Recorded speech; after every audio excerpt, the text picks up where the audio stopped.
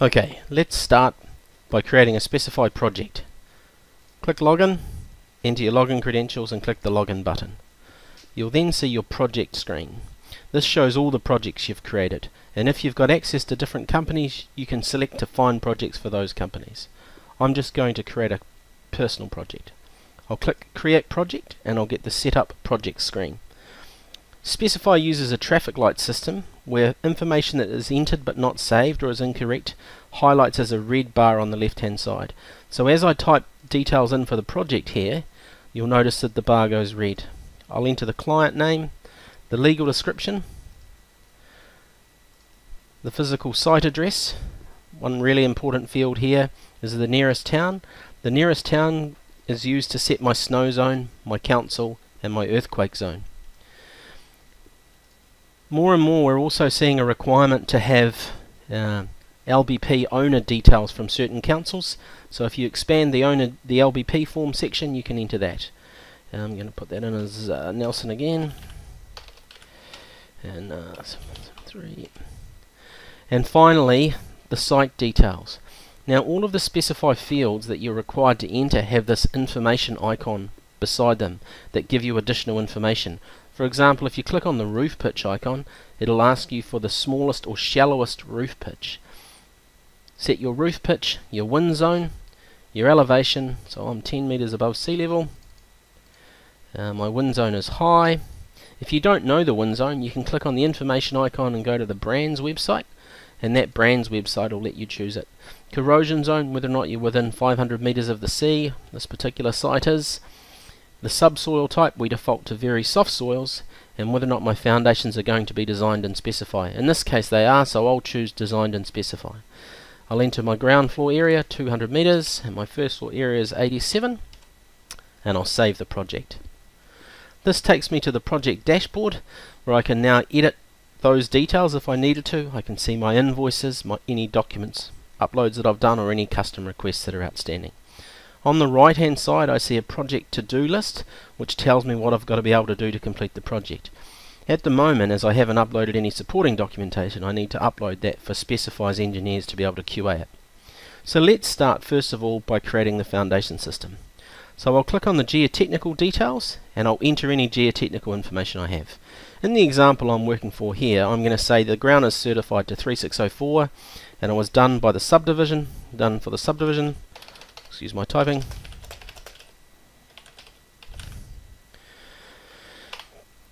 The bearing strength 300 kPa, so good ground.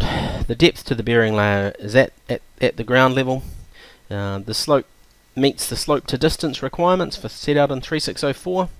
And finally, is there a land classification? So if you're somewhere that has liquefiable TC2 or TC3 type land, you can enter this here, or if you're in expansive clay land, you can choose that as well. The example I'm doing here is unclassified. I'll save that, and I can now create a foundation system. I'll click Create New Foundation System. Specifi allows us to do 9 different types of foundation system.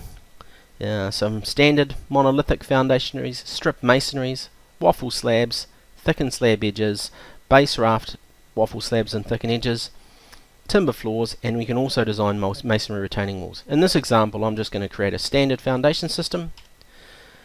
There's no ground improvement required because my depth to my bearing layer was at ground level. I'm going to label this the main house foundation.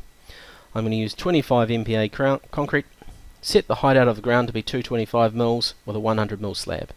I'm then going to enter my largest spans, so I've got a 12 meter span on the house, and I've got 2.4 meter high lightweight weatherboard walls, and my floor is, the biggest floor span I have inside the house is 5.2 meters. I'll enter that, 5.2 meters. I'll save those changes, and Specifi has come along and created me different foundation systems, ranging in width from 250 mils to 450 mils to 600 mils for the internal 2-story section.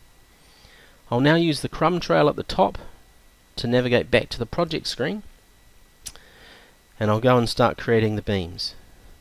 Now in Specifi, where a beam lands as a point load on another beam, we want to start designing the topmost beam first. I'm going to show you the plans we're working with here. So in this particular project, here's our floor plan. Now we're going to start by designing this beam above the lounge, SEO1 or structural element 1. Arbitrarily we need to name each end of the beam, either end 1 or end 2. I've chosen the left hand side to be end 1 and the right hand side to be end 2. That particular beam we're going to design is 4.8 meters long and it's supporting a floor load only. Now because the floor joists are perpendicular to the beam, the span that's being supported is the distance between the two load-bearing walls, which in this case is 5.2 meters.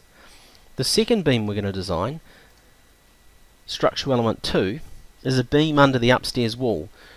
This beam is 5.2 meters long and it's supporting two roofs, a wall, and a portion of the floor that is parallel with the floor joists.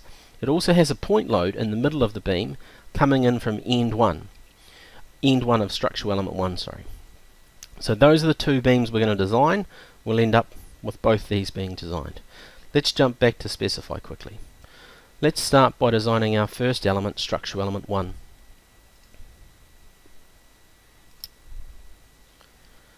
Start by designing a beam, and this beam is supporting a floor. Enter the beam span and a label for the beam. I'm going to call it the beam over the lounge. I now enter the floor span. As I showed before, the floor joists were perpendicular to the beam, so the span was 5.2 meters. There was no eave overhang, it's a floor, so I can save the beam information. There are no point loads on this beam, so I'll click Show Available Members. I'm now presented with a list of possible beams. In this example here I'm going to choose a 200 PFC and I'm going to save that. Before I save it, we can see that the midspan deflection of the beam would be 7.2 millimeters, or it has a rigidity ratio of 1.65. The rigidity ratio is simply a measure of how hard the beam is working as to what is required. A rigidity ratio of 1 to 1 would mean that the beam is deflecting to its limit. A rigidity ratio of 2 would mean it's deflecting half its available or allowable limit. I'll save that selected member, and now what we're going to do is design our end connections. Now we're going to say that end 1 is a point load on a to be confirmed beam. We haven't created that second beam yet, so what we'll do rather than continuing on just now is we'll save the end connections and we'll go and design this second beam now. I'll click Save, and I'll use the crumb trail at the top to jump back to my structural elements screen. Now let's create the beam under the second story wall. Create new, simply supported element. Again, I'm supporting a beam, but this time the load case is a double roof, a wall and a floor. It's 5.2 meters long and standard deflection works. I'll label this the beam under the second story. Now from my plans I can enter the loads. The upper roof is supporting trusses between the two roofs. It's got a 4.6 meter span and it's got a 600 mm eave overhang. The lower roof has a 1 meter span. The upper wall is a lightweight 2.4 meter high wall, and as the floor joists are running parallel to the beam, the floor span is the spacing of my joists, which is 600 mils.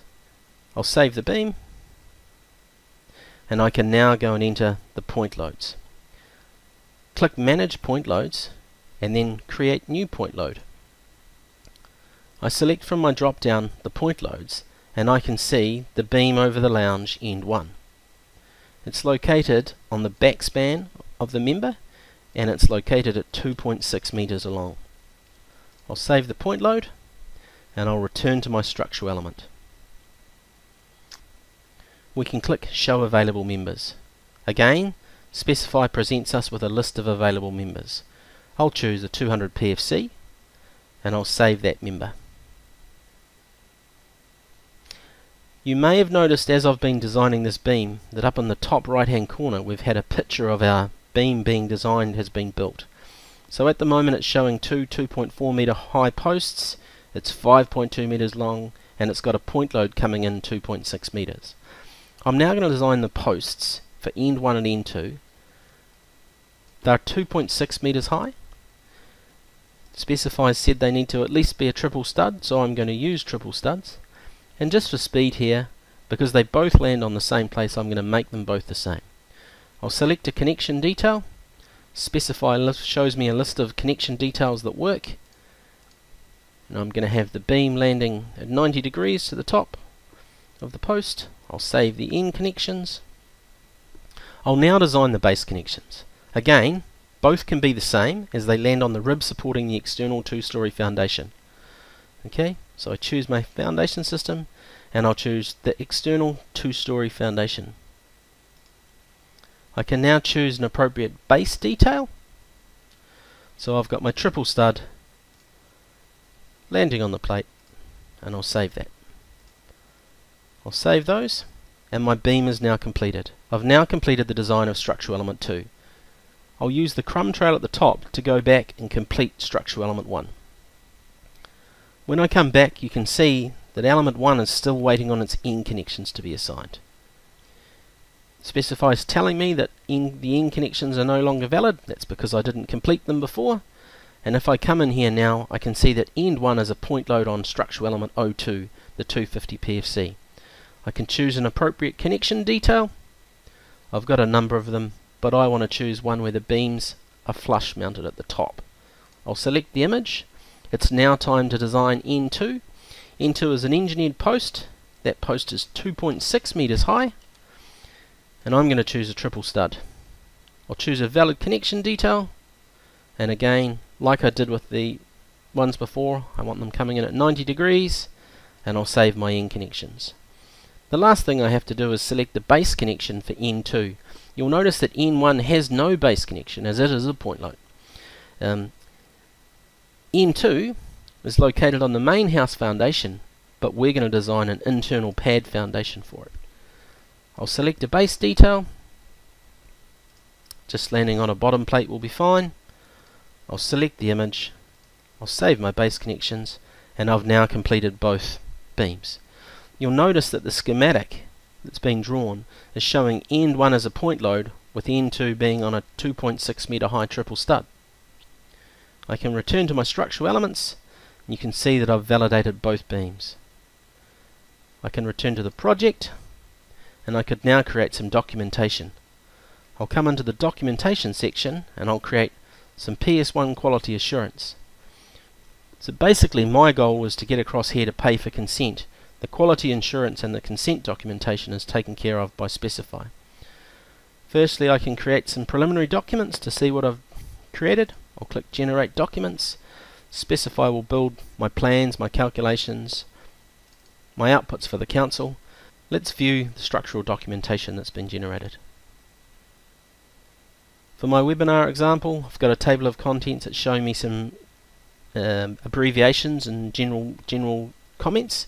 Then I can see my foundation systems and the 2 structural elements, the 2 structural beams I've designed.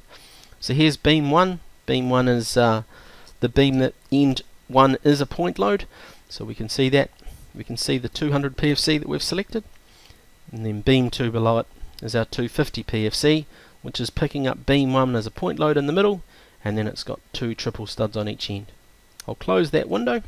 I can now upload my supporting documentation. I'll choose select file. This is the architectural drawings that I've got. I've got this marked up with detail markers, and I'll call it all the details. This contains my project information, my site plan, my elevation, and my foundation details. I'll upload that to Specifi. I can now assign it to consent. Okay, it says I haven't uploaded a geotechnical report. That's just a warning. I don't have to do that, but if I've got one, it would be good to. So I'll assign the foundation system and the 2 elements. I'll confirm that I've checked the accuracy of the information. There's a note here that says Specifi will not check the job name, clients and legal description. So that's on the user to make sure that's correct, and I'll submit that for QA. My last thing to do here is pay for consent. So I'll come into the pay for consent tab.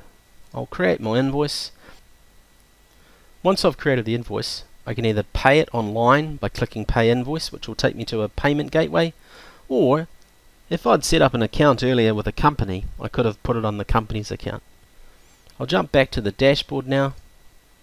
You can see that it's still an invoice to pay because I didn't click Pay on it, and it still says I haven't uploaded my geotechnical details, but in this case I didn't have a geotechnical report.